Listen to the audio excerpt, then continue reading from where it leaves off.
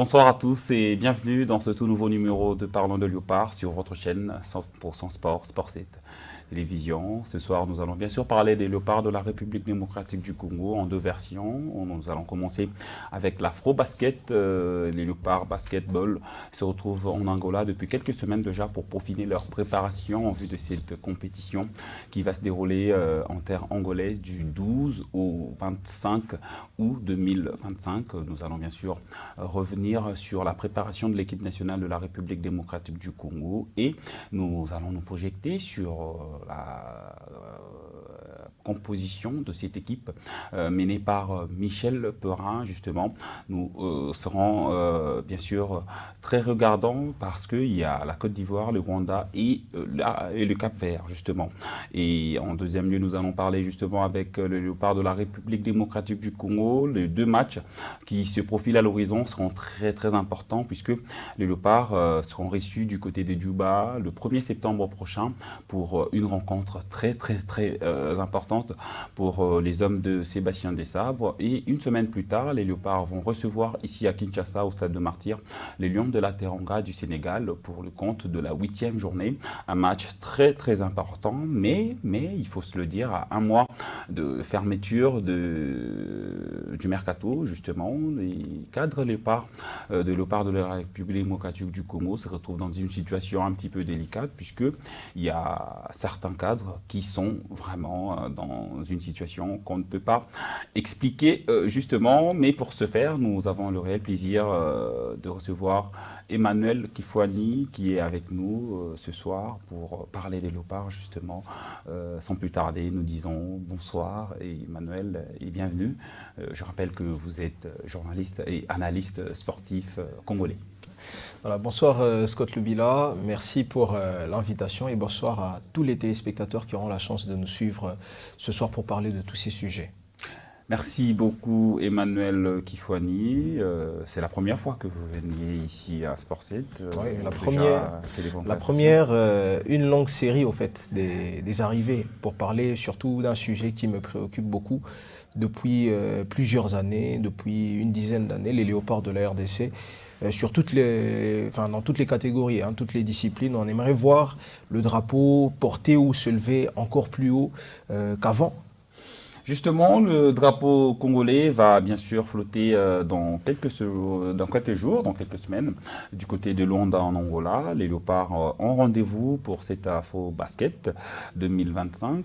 Les léopards auront fort à faire avec trois équipes qui sont de très bonne qualité. Il y a la Côte d'Ivoire, il y a le Rwanda et le Cap-Vert. Déjà, d'entrée de jeu, comment est-ce que vous prévoyez cette compétition de l'Afro-Basket 2025 pour les léopards de la République démocratique du Congo qui sont déjà à Luanda pour la préparation?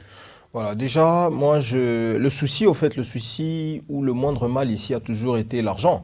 Les prévisions budgétaires sont-elles mises en œuvre de façon à permettre à cette équipe de pouvoir produire du bon résultat? C'est la première question qu'on va commencer par se poser.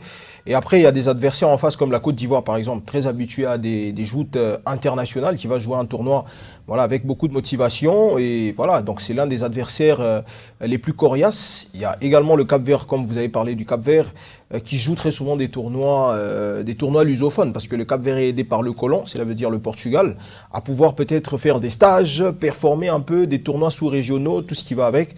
Mais qu'en est-il de la RDC? Et la RDC qui va affronter aussi le Rwanda. Le Rwanda qui en termes d'infrastructure c'est le top niveau, c'est pas une nation lambda. Mais la RDC aussi étant l'une des premières nations à avoir remporté cet Afro-Basket, pourra emmener aussi de l'expérience. On est craint de par le fait qu'il y a quand même un titre, il y a quand même une étoile, il y a cette fierté de se dire que non, on va réessayer de rééditer l'exploit de 2019 si je ne me trompe pas. Mais bon, voyons un peu. Donc en ce qui concerne la préparation, moi je suis vraiment focus sur ça. Préparation, prévision budgétaire, puis résultat par la suite. Parce que si jamais il s'arrêtait en cours de chemin, il ne faudra pas chercher des boucs émissaires ou pointer des doigts à qui que ce soit. Tout Il y a la commence. Côte d'Ivoire qui est une nation très sérieuse actuellement sur le plan africain. Il y a beaucoup d'infrastructures, il y a des compétitions qui sont organisées dans ce pays et il y a une très bonne équipe parce que la Côte d'Ivoire va vraiment emmener une armada. C'est le premier match que nous allons livrer dans cette compétition. Comment nous allons aborder cette rencontre? Puisque on parle de Jonathan Kuminga, on parle d'Edi Mouniaï qui sont déjà à Kinshasa, mais est-ce que bon, voilà, on va prendre leur rapport comme un sous-prétexte parce que ils sont pas encore sûrs d'être à Luanda pour disputer cette compétition, mais au cas où ils seraient bien sûr avec l'équipe nationale, est-ce que ça permettrait aux hommes de Michel Perin de gagner cette rencontre, cette première rencontre? Voilà, merci pour la question. Différemment de la Côte d'Ivoire qui aujourd'hui non seulement des infrastructures, mais la discipline qui est le basketball s'inscrit un peu plus dans des écoles. Donc cela veut dire qu'il y a des écoles de formation où ils peuvent former voilà, des talents qui vont représenter dignement le pays. Mais en ce qui nous concerne, je pense que le basket ne s'arrête que à 3 semaines peut-être la veille d'une compétition, à 1 mois au fait qu'on puisse penser qu'on a Kuminga quelque part, alors qu'on peut en former ici, on peut former un Kuminga, on peut former un Bismarck, on peut former tellement de talents, mais on ne fait que compter sur les talents expatriés. Nous avons toute la possibilité de pouvoir créer cela, de pouvoir renvoyer le basket. Je vois quelques infrastructures, bon, c'est certes public, mais il faudrait vraiment insérer cela comme une discipline et avoir une vision à long terme se disant que cette discipline pourra nous aider, par exemple, pour une certaine Coupe du Monde d'une certaine année. Commençons par former ici. Il y a des coachs de basket ici.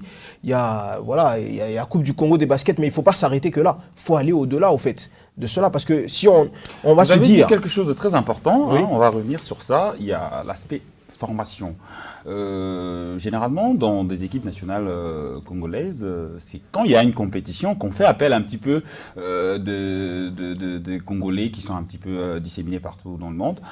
Est-ce que ça fait en sorte que nous soyons toujours en train de chercher de quoi mettre sous la dent quand il y a une compétition qui se profile? Parce que l'aspect formation, on va se le dire, on ne forme pas assez ici au Congo.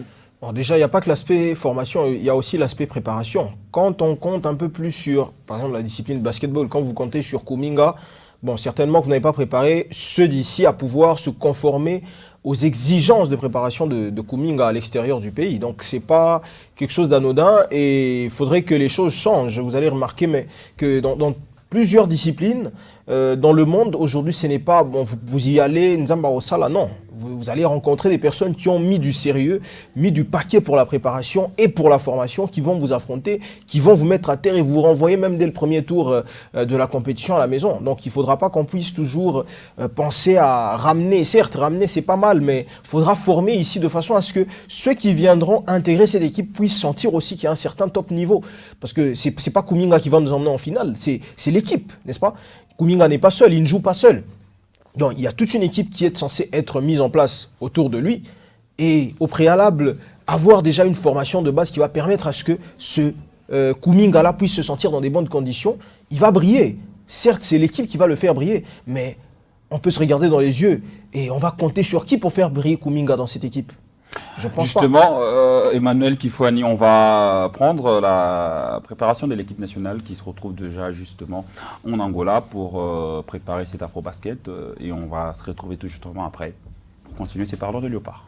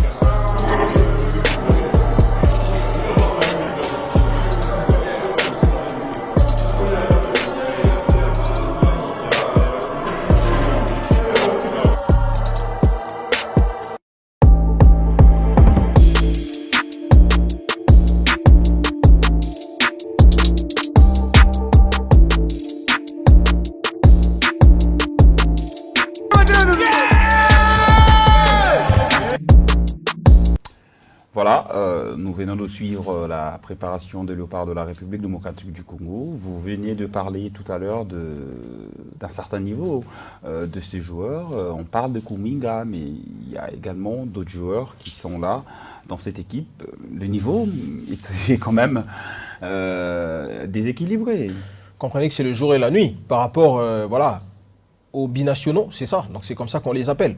Donc si on ne s'appuie pas, si on continue de négliger la préparation et surtout, le plus important, la formation, on ne fera pas grand-chose dans des compétitions internationales. À peine, bon, l'afro-basket, c'est vrai, mais après, est-ce qu'on ne vise pas la Coupe du Monde? Est-ce qu'on ne vise pas à ce que l'équipe nationale puisse avoir une image intercontinentale, au-delà même du continent africain? Ce n'est que le continent africain pour l'instant. Mais qu'est-ce qu'on vise après? Est-ce qu'il y a un cahier de charges mis en place de façon à pouvoir dresser un certain objectif à long terme, sur 5 ans, sur 10 ans? Comment on se voit? C'est ce que les autres pays préparent, c'est ce que l'Angola prépare. Côté basket, vous voyez à quel point ils sont puissants. C'est ce que le Sénégal, le Sud-Soudan, jeune pays d'ailleurs, qui n'a même pas 60 ans, plus de 60 ans d'indépendance par rapport à nous. Vous voyez ce qu'ils font au niveau mondial. Mais est-ce qu'on a un cahier de charges? Qu'est-ce qui se passe dans ces fédérations qui préparent les compétitions? Surtout la fédération de basket. Est-ce qu'il n'y a qu'une prévision budgétaire qu'on est censé diviser par 12 personnes pour se satisfaire un peu du fait de diriger seulement cette organisation? Donc je pense qu'à un certain moment, le temps aussi rattrape. À un certain moment, il faudra changer les choses. Il faut peut-être arrêter de vivre dans un calendrier grégorien peut-être de 2012 pendant qu'on est en 2025. Donc il faut se conformer au temps présent. C'est ce qui ne se passe pas dans l'organisation. Donc on va juste rassembler une troupe des jeunes. Bon, allez-y jouer l'afro-basket. Vous êtes le Congo et l'eau comme Akassi, Torocha Ambiance Kuna. Et ça s'arrête là. Il n'y a aucun objectif à long terme. Si vous posez la question à un dirigeant de la fédération de basket, mais comment vous voyez cette fédération dans 5 ans? Il va manquer de quoi vous dire. Il va manquer d'arguments dans 10 ans. Mais c'est ça, c'est comme ça qu'on prépare les choses. Et justement, c'est quoi la solution pour pallier à tout ça? Qu'est-ce qu'il faudrait faire pour avoir une fédération forte, des institutions fortes, justement, pour la bonne avancement de notre sport? Bon, déjà, c'est une question, qui mérite une réponse à 2 volets, parce que le premier volet, on voit qu'il y a la Kinshasa Arena qui pourrait peut-être être comme le socle du développement de ce sport, le basketball. Il y a aussi quelques arènes, mais bon, la visibilité, on essaye quand même, nous qui faisons partie des médias, on essaie de la donner. La responsabilité aussi reviendra auprès des clubs de pouvoir mettre de la lumière davantage sur la promo, sur la communication. Aujourd'hui, c'est la communication qui vous fera de gagner de l'argent, n'est-ce pas? Donc, vous n'allez pas seulement tout attendre du gouvernement. Façonnez-vous d'abord et vous allez donner au gouvernement la raison de mettre son argent et d'espérer un retour sur investissement. C'est ça la première réponse. La deuxième réponse, quand un bateau est sur le point de chavirer, à chaque fois, il faut changer de capitaine. Donc, il faudra tout simplement mettre en place des personnes qui vont venir avec une vision à long terme, qui vont mettre la pression dans le bon sens auprès des autorités du pays de pouvoir créer des infrastructures de façon à permettre à ce que la formation d'abord se donne et après la formation, les préparations qui viennent et vous commencez une très bonne compétition, vous pouvez arriver même jusqu'à la médaille d'argent, pourquoi pas. Donc c'est ça la nécessité en ce moment. Donc cela veut dire qu'il y a déjà des arènes, la responsabilité des clubs au niveau du pays de pouvoir pensez aussi à la formation, parce que ce n'est pas le gouvernement qui va vous demander de former. Le gouvernement finance, oui, mais très souvent, le gouvernement espère un retour sur investissement par rapport à votre parcours dans la compétition. Sinon, s'il ne donne pas assez, comprenez, il n'a pas besoin de jeter son argent comme ça, aller, parce qu'il est le gouvernement congolais, il va vous financer. Non, les exigences s'élèvent par rapport aux attentes aussi. Les exigences s'élèvent par rapport aux attentes, justement. Nous allons attendre le début de la compétition pour avoir des plus amples détails par rapport à cette compétition qu'on rappelle va se dérouler en Angola. Les léopards de la République démocratique du Congo sont donc engagés dans cette compétition pour cette édition 2025. On vous rappelle que les léopards seront dans le groupe A avec la Côte d'Ivoire, le Cap-Vert et bien sûr le Rwanda. On va un petit peu parler de ce match, un peu particulier justement. Dans quel état d'esprit les léopards doivent-ils aborder ce match? Et déjà, on va rappeler que le Rwanda nous a battus lors des derniers matchs. Le duel fratricide entre le Rwanda et la RDC, un peu dans toutes les disciplines. Il n'y aura pas que la rage qui sera au rendez-vous, il faudra se préparer. Voilà pourquoi j'ai parlé de préparation. Le Rwanda, qui, en termes d'infrastructure, est à des milliers de kilomètres à la ronde par rapport à la RDC va essayer de pratiquer tout simplement son basketball, répéter un peu tout ce qui a été préparation. Mais bon, si la RDC ne vient qu'avec l'esprit de la revanche, avec l'esprit de la rage, se disant, bon, le basket, sans la rage, c'est peut-être le handball, non, ça marchera pas, ça marchera pas. Non, il faudra être sûr que vous allez battre cet adversaire de par une bonne préparation, une bonne motivation, une bonne prévision budgétaire, peut-être qui peuvent être remis en termes de motivation tout court, même si on n'a pas d'objectif à long terme, au moins avec le peu que nous avons, nous puissions au moins, bon, carrément, c'est le derby, n'est-ce pas? Voilà, les voisins, il faut quand même si on peut perdre face à tout le monde, il faut battre le voisin, il faut le taper. Et surtout que les voisins nous ont battus lors de 2 derniers matchs, donc ça demande une envie. Et maintenant, dans une compétition d'une telle envergure, avec des tels joueurs, il faut quand même marquer faut pas louper le coche, il faut marquer le point et gagner cette partie. Merci beaucoup Emmanuel Kifouani, nous allons changer de sujet justement pour parler football à présent, puisque les Congolais, les millions de Congolais sont bien sûr en train d'attendre ces 2 rencontres du mois de septembre. Ce sera vraiment important d'en parler ce soir, puisque déjà dans quelques semaines, nous serons reçus face au Soudan du Sud. Ce sera à Djouba, ce sera un match dans un contexte particulier, parce que il y a la chaleur, il y a l'aspect mental également qui va entrer en jeu. Comment est-ce que vous voyez ce match déjà? Parce que le Soudan du Sud nous a un petit peu compliqué les choses ici à Kinshasa. Ils nous ont un peu promis l'enfer chez eux, puisque c'est toujours compliqué d'aller jouer là-bas. Comment est-ce que les Léopards vont justement aborder cette rencontre?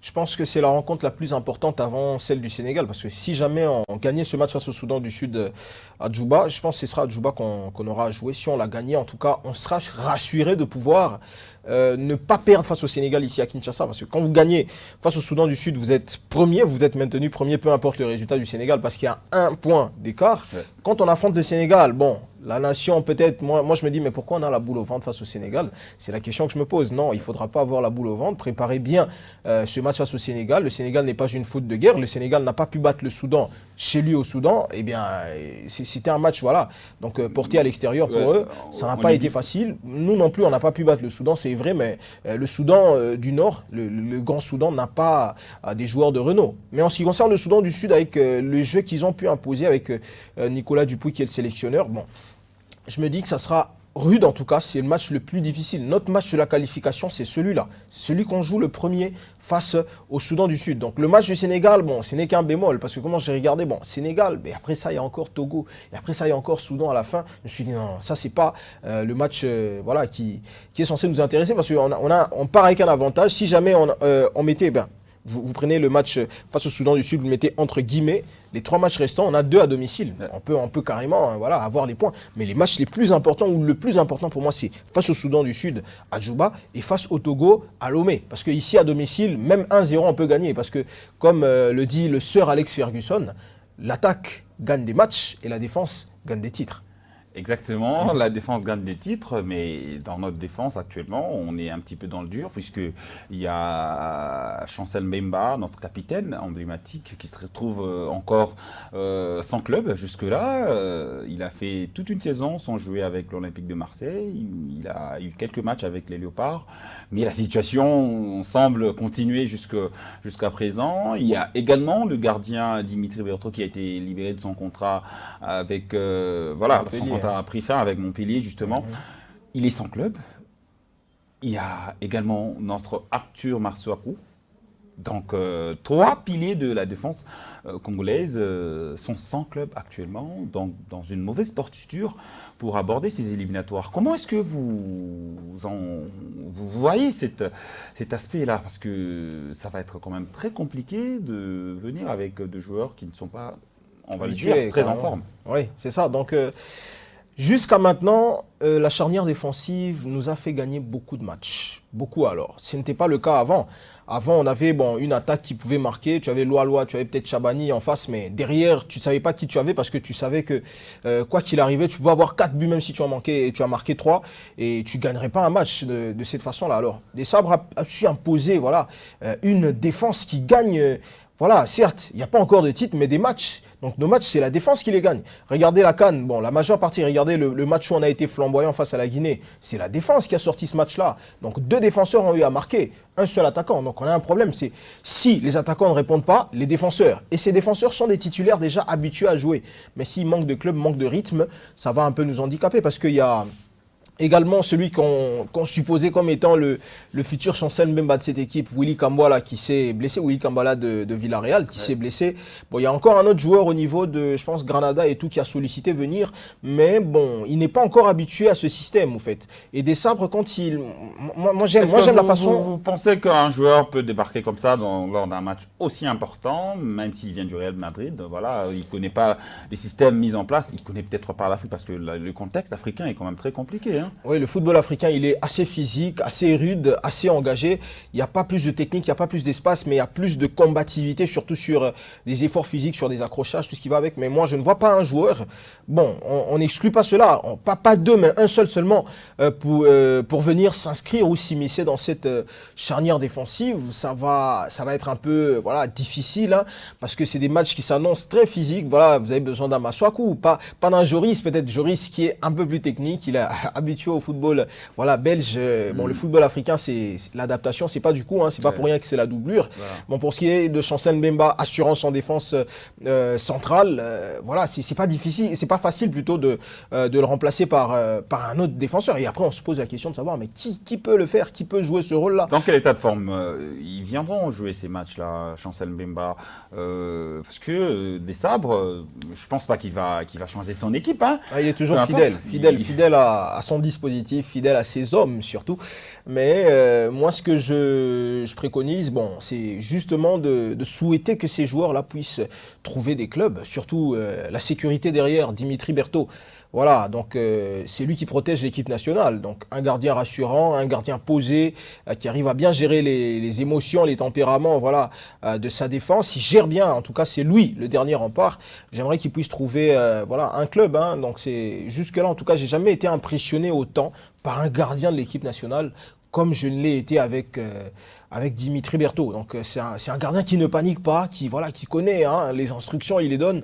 Dans le grand rectangle, c'est lui le patron. Peu importe que tu sois capitaine de l'équipe, tu écoutes les instructions de Berthaud, il protège dans les frontières du pays. Moi j'appelle ça les frontières du pays, donc il ne faut pas laisser l'ennemi s'immiscer dans les frontières du pays. C'est très important. La DGM. Voilà, en quelque sorte. C'est bien Dimitri Berthaud. Donc il faudra qu'il puisse... donc on souhaite à ce que ces joueurs-là puissent trouver des clubs parce qu'on a 2 matchs très importants. Je me dis que si on gagne le premier, on a déjà un pas en Coupe du Monde. Le deuxième, Lomé face au Togo, le Togo de Djenné, le Togo de David Enen, j'ai pas peur. On va pas parler de la 9e et la 10e journée dans cette émission pour l'instant. Voilà, justement, on va revenir sur ce qui s'est passé lors de la 6e journée de ces éliminatoires de la Coupe du Monde FIFA 2026 entre la Mauritanie et la République démocratique du Congo. Je vous rappelle le score, 0-2 pour les Léopards de la République démocratique du Congo. On suit et on se retrouve tout justement après. كويت يمر هل يكون التعادل والدفاع مايلي يمر يوزع ثانية في هذه المباراة التوزيع سهل attention ces centres et il faut exploiter ce tir et c'est le but et qui a exploité cette tergiversation. Il a raison Dimitri Berthaud de venir congratuler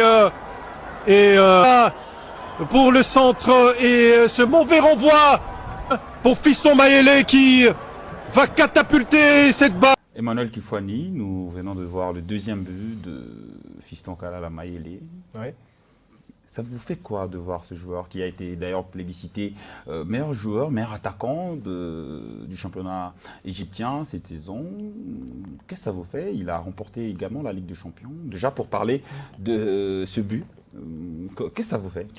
Bon, déjà, je sens un joueur qui est habitué à, voilà, à son style, à sa façon de, voilà, de pouvoir sublimer, de pouvoir trouver le filet. Et moi, en tout cas, en regardant Mayele, il me rappelle un attaquant emblématique. Je l'ai vu quand je grandissais, un attaquant ghanéen qui avait un numéro emblématique dans le dos, le numéro 3, Asamoah Gyan. Ce n'était pas un attaquant qui voulait dribbler. Donc lui, tout ce qu'il voulait, c'est trouver la faille même à distance. Donc le même style d'Asamoah Gyan, c'est ce que je retrouve chez Mayele Kalala. Donc je me dis que c'est vraiment un atout. Je me rappellerai toujours du match contre l'Égypte lors des éliminatoires de la Coupe du Monde, du barrage, Oui. 2009. Exact. Le match aller, il marque dès la 5e minute de jeu, il ouvre, c'était un but d'attaquant. Un vrai Voilà. but d'attaquant. Et C'est ça. il ouvre son équipe et le score final, c'était 5 buts à 0, je pense. Voilà, donc vous comprenez que c'est vraiment un attaquant adapté au football africain. Dans le football africain, le numéro 9 ne fait pas beaucoup de mouvements. Le 9 de base, c'est un peu comme Roger Mila. Petite faille, il trouve l'erreur et c'est le but.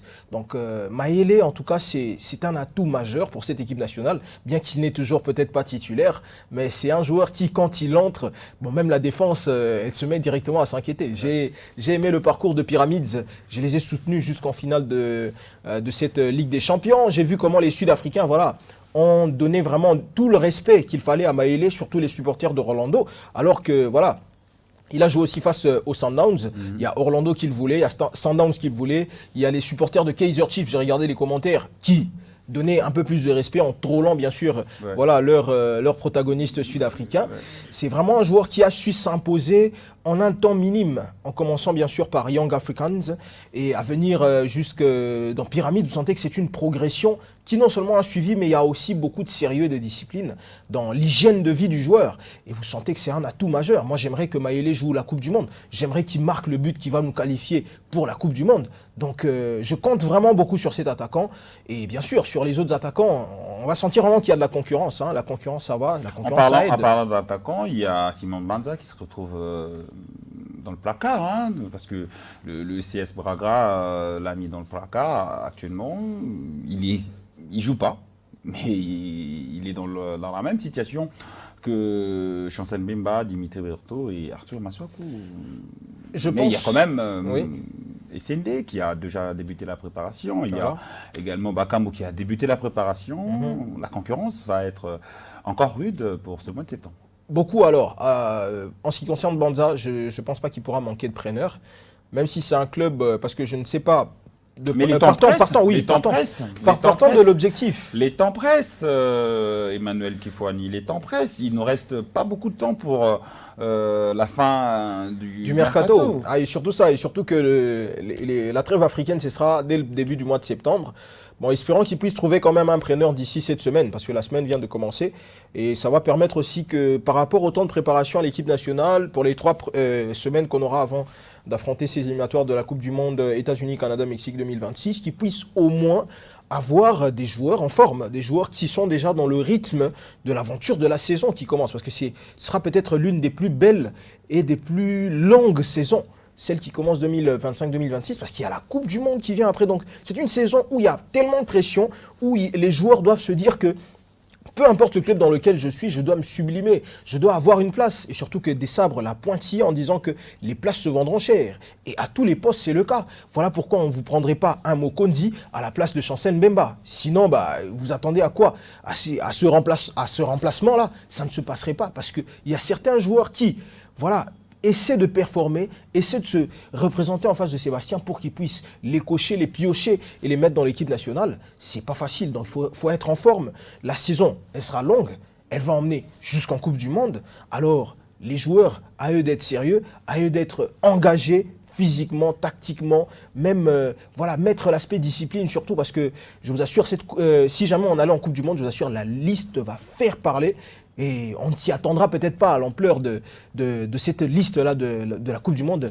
Voilà, souhaitons y aller avec des joueurs en forme. Il y a l'émergence de Noah Sadiki qui a quitté l'Union de Saint-Gilloise pour Sunderland. Il va jouer la Première Ligue avec quasiment une place des titulaires. on l'espère bien sûr, pour ce jeune joueur. Est-ce que Noah Sadiki pourra être ce joueur qui peut plus tard porter le brassard de capitaine de l'équipe nationale? Oui, pourquoi pas, parce que quand j'ai regardé le match face à Madagascar, lors des préparatifs au niveau d'Orléans, j'ai senti que ce n'était pas seulement un joueur qui veut prouver, mais qui veut s'inscrire aussi dans la durée. Parce qu'il y a des joueurs qui aiment prouver. Bon, il est là, il joue un match. Bon, vous voyez que c'est moi qui ai joué. Mais Noah, c'est un peu plus cette rage-là, cet esprit-là dans le milieu de terrain. On n'arrive même pas à l'identifier à une référence passée. Donc c'est Noah, c'est new look carrément. C'est un nouveau style qu'on n'a jamais vu d'un joueur d'un milieu défensif qui met beaucoup de rage à pouvoir ceinturer l'attaquant qui vient, à pouvoir aller à l'accrochage. Très souvent, les milieux, d'ailleurs, moi je me disais, mais quel genre de milieu on avait? Il y avait des milieux qui n'avaient pas vraiment cette rage-là, mais vous sentez que le Noah, peu importe son âge, voilà, parce que l'âge n'est qu'un chiffre. C'est un peu à la façon de dire de Kylian Mbappé, on ne parle pas d'âge. Voilà, ne parlez pas d'âge à Noah, parce que ce qui monte sur terrain, ce qui prouve sur terrain, c'est grand en fait, c'est grand. Donc il veut vraiment être, voilà, j'ai eu à suivre l'une de ses interviews, il a fait référence aux joueurs africains quand tu as marqué leur époque, il veut faire partie de ces joueurs africains-là. C'est une valeur sûre au niveau du milieu de terrain, surtout au niveau défensif. C'est une pièce maîtresse surtout pour cette équipe. Il a fait une très bonne saison avec l'Union Saint-Gilloise, il va découvrir la PL, la Première Ligue, le meilleur championnat au monde. On a vraiment hâte de le voir avec Sunderland qui, bon, malheureusement, est en train d'enchaîner des défaites en match de préparation. Mais bon, on attend que voilà, le coup de sifflet d'ici le 15 août déjà, on va suivre la PL avec beaucoup d'attention parce qu'en PL, on n'aura pas que Sadiki, on aura Van Bissaka, on aura également Est-ce qu'on peut espérer Van Bissaka au mois de septembre? On peut espérer Van Bissaka au mois de septembre parce que ça continue de spéculer, ça continue à faire couler beaucoup d'encre. Déjà, il était appelé au mois de juin, il n'a pas répondu à l'appel. Il y a eu beaucoup d'histoires. Il y a eu beaucoup d'histoires. Non, sa femme, il est mal. Il y a eu beaucoup d'histoires, on ne va pas revenir sur ça. Est-ce que Van Bissaka peut envisager être sur la liste pour le mois de septembre? Déjà, je pense que pour ce dernier virage, le critère de sélection, c'est le sélectionneur qui l'établit. Mais de plus, quand il s'adresse aux joueurs, je pense qu'il y aura un peu comme un à prendre ou à laisser. Donc soit tu viens, soit tu viens pas. Il ne faudra pas nous faire le choupo-moting avec le Cameroun en 2010. Tu n'as pas joué les éliminatoires, tu viens à la Coupe du Monde, tu fais une Coupe du Monde piètre. C'est juste ton image qui est raffinée et pas celle de l'équipe nationale. Non. Donc je pense que c'est la dernière chance pour lui. Qu'il vienne ou pas, on a vu comment on a joué face à Mada. On s'est dit, enfin on a une équipe qui cohère, qui joue bien, la tactique c'est bon. Il y a Kaloulou qui est titulaire, bon. Il y a Baye aussi. Oui, il y a également beaucoup qui a enfin trouvé un club qui peut lui donner du temps de jeu dont il espère, parce que c'est un joyau quand même. On l'a vu contre Madagascar. Contre Madagascar. Vous voyez que sur... un peu plus, la majeure partie des postes, on n'a pas à s'inquiéter. Il y a Capoadi qui est là, on n'en parle pas. Dans une défense à 3, il jouerait facilement le poste de Van Bissaka. Il est imposant. Physiquement, je pense que il y a tellement de joueurs en ce moment que c'est lui qui ne voudra pas venir, en tout cas, puisse traîner les pas, carrément. Ça ne va pas nous déranger. Nous avons des défenseurs qui viennent. Nous avons plusieurs sollicitations. Ça ne va pas cesser, ça va continuer. Surtout si nous partons, si nous franchissons ce palier, cela veut dire nous battons le Sud-Soudan. Très bon résultat face au Sénégal, je vous assure, on va nous tomber sur les pieds, carrément. Par plusieurs joueurs, par plusieurs binationaux. Il y a certains binationaux, comme Capoadi par exemple, moi je ne le connaissais pas. Quand il a vu l'équipe nationale, ça va quand même, ok, que je vous donne une image, je vais brandir le drapeau, tout ce qui va avec. Tout le monde a besoin de servir cette équipe. Mais il faudrait qu'elle puisse, en plus de se sublimer, établir aussi certains critères un peu drastiques sur les choix. Mais quand vous refusez de venir, on vous laisse. Ça ne sert à rien que vous puissiez venir avec... Non, on ne gère pas ou on ne sert pas le pays avec des caprices, avec des émotions. Vous avez parlé de la Première Ligue, justement, mais il y a un joueur congolais qui a déjà confirmé dans ce championnat. Il s'appelle Yohan Wissa, justement, mais qui se retrouve actuellement dans une situation un peu compliquée, puisque Brentford complique un peu les choses pour le libérer. Il y a Newcastle, on parlait récemment de Tottenham qui vient d'ailleurs de libérer et Mingson qui est parti, qui a signé à Los Angeles FC. Est-ce que Wissa peut justement rester à Brentford ou aller voir ailleurs, puisque il a presque fait son temps, hein, si on peut le dire, à Brentford. Bon, je pense palier franchi pour lui, très très belle saison réalisée avec autant de buts. Il faudra quand même viser un club qui joue le Big Six ou le Big Eight, si je peux le dire, pour la Première Ligue. Et il y a Tottenham qui, bon, en plus d'avoir remporté la Ligue Europa, finit peut-être 15e, ne fera pas la saison similaire à la saison dernière avec un Thomas Frank qui vient avec des nouvelles idées. Bon, le fait qu'on ait libéré Son, je ne sais pas si ça pourra laisser de l'espace à Wissa, parce que Wissa, très souvent, c'est deux attaquants, hein, il évolue comme ça. Bon, de l'autre côté, il y a Maddison, il y a Richarlison, il y a tellement de jeunes qui peuvent faire de la différence côté Tottenham. Je ne connais pas encore les plans des Spurs. Il faudrait que je puisse aller au moins scruter leur page pour comprendre voilà, quelles sont les envies, quels sont les besoins, les exigences, de quel attaquant, de quel profil ils ont besoin en ce moment. Mais en ce qui concerne Wissa, bon, je pense que même nous les Congolais, bon, à un certain moment, Tolembi, hein, on est un peu fatigué. Et du coup, bon, on se dit, bon, il faudra prier pour qu'il tombe soit à Forest, soit à Castle, soit à Tottenham Hotspur. Alors, je ne sais pas, je n'arrive vraiment pas à me situer par rapport à Wissa. Je ne comprends pas pourquoi, peut-être c'est l'âge. Voilà, qui fait en sorte qu'il puisse voilà, y avoir des hésitations au niveau des recruteurs. Il a 28 ans. Bon, 28 ans, je ne sais pas pourquoi en Europe, ce serait un âge tabou de pouvoir se retrouver dans un club de top niveau. Je ne pense pas. Je ne sais pas si c'est encore un problème d'argent ou quoi, mais quand je vois à Castle, par exemple, il y a Isaac qui est censé être libéré.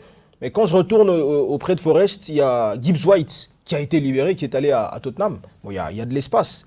À Forest, bon, peut-être pas de l'espace à Castle, mais si jamais Isaac Alexander se retrouvait soit à Liverpool, soit en Arabie Saoudite, ça pourra permettre à ce que Wissa puisse voilà, nous permettre d'être aussi Magpies la saison qui débute dans quelques jours. Merci beaucoup. Nous arrivons très sûrement à la fin de notre émission, mais on ne va pas finir cette émission sans pour autant parler d'un léopard qui fait également du bien quand il porte le maillot de l'équipe nationale. Il s'appelle Samuel Mutusami. Malheureusement, il est en D2 turc en ce moment. Qu'est-ce que ça vous fait déjà de voir un vrai cadre de l'équipe nationale, puisqu'il est quand même dans la continuité depuis Hector Cooper, Sébastien Desabre l'a mis le clé, et il a toujours été là, présent pour répondre à l'appel de la nation, mais il se retrouve à Sivasspor jusqu'à maintenant. Bon, déjà, la question que je me pose, moi, c'est de savoir, bon, pourquoi ce serait mal qu'il joue la D2 turque de 1 ? C'est la première question que je me pose. Et de 2, c'est un joueur, c'est un cadre de l'équipe nationale. On ne peut jamais le mettre de côté, peu importe où il joue. Parce que si j'essaie un peu de me rappeler de la CAN 2017, que le Cameroun a remporté avec des joueurs qui jouaient la D2 en France, donc au niveau de l'équipe nationale, ce n'est pas la division qui compte, c'est l'engagement.